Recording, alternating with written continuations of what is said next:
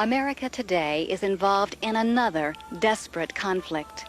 Much of the action takes place behind the scenes, set in clinics, homes, and hospitals.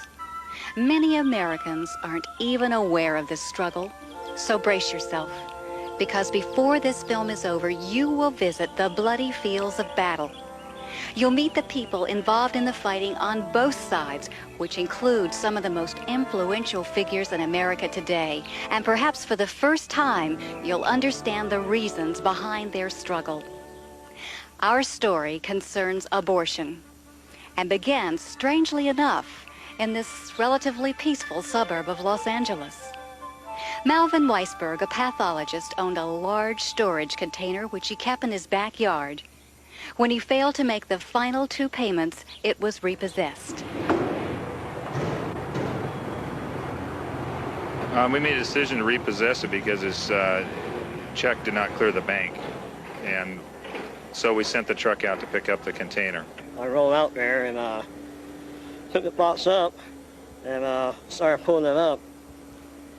And it was so heavy, it just it broke the winch. And we couldn't get it off the trailer, so we had to leave it on the trailer because it was too heavy. So I was asked by Nick to have a crew go down and unload the container at the other yard. I got a radio call that from Ron Gillette, the foreman, and he said the men were throwing up and there was something really wrong. One of them fell down and hit me right in front of my feet. And it was opened up, and there it was. It was a mutilated body. And the more closer I looked at it, it was a human body. And when I came to work the following day, I saw it myself. I couldn't believe it. And just little bitty babies, just all torn pieces. Their heads chopped off, arms, legs, it just makes you sick to see something like that. Well, really, it's just, it makes you want to cry when you see something like that.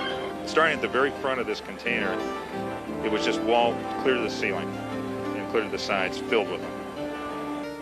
I really don't want to witness it again. Not what I saw. Well, as the supervisor for the County of Los Angeles, we found out through the media that 17,000 infants had been stored in a container. So we asked for an investigation by the district attorney and the coroner's office.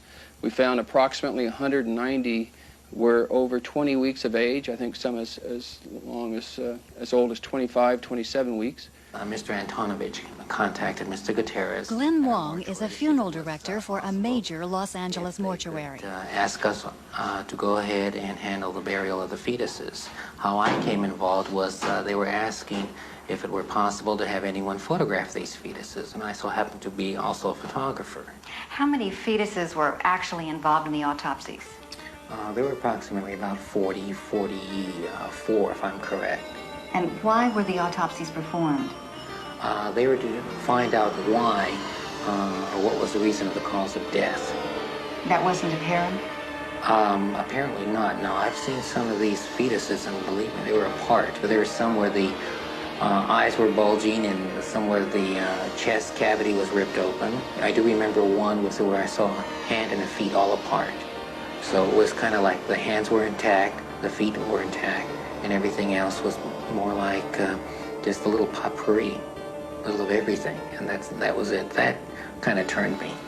Here we see the abortionist stretching the cervix very wide open. Dr. John Wilkie, who with his wife Barbara authored The Handbook on Abortion, described the dilation and extraction method used to abort many of the fetuses. Without any anesthetic, the abortionist reaches up into the womb and seizes part of the body of the baby, usually a leg or an arm, twisting and tearing, tears it off and away from the body of the baby. The baby, feeling pain, does not have any anesthetic.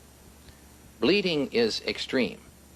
The abortionist returns in there with this grasping pliers-like instrument, tearing more parts of the body away, snapping the spine, and finally the mechanical problem is to get the skull out, and so he usually has to crush the skull in order to bring it out. We had a court order that would allow us to bury these infants, being a humane act. And the ACLU comes in again saying that this is just tissue We want to incinerate them, and there's no need for a burial. Because if you had a burial, somehow that's going to create a problem. Problem for whom? And at that time, I think everybody there realized this was wrong, that it was really wrong. Everybody standing there felt that way. Even the coroner's office, I could sense that they were treating this like they were dead people, and they are dead people. That's the way everybody treated it. Evidently, the ACLU doesn't feel that way. And then transferred it all into to the original container, and as I understand, it's still up in a county yard someplace. Is it refrigerated? No, it's in a steel container. And how long, do you have any idea how long it'll be there? I don't know, but it's been 2 years now, so who knows? Although the discovery of 17,000 fetuses in a trash container is not an everyday occurrence, it is an event that should surprise no one. For every 3 days, an equivalent number of fetal children are disposed of in this country. 17,000.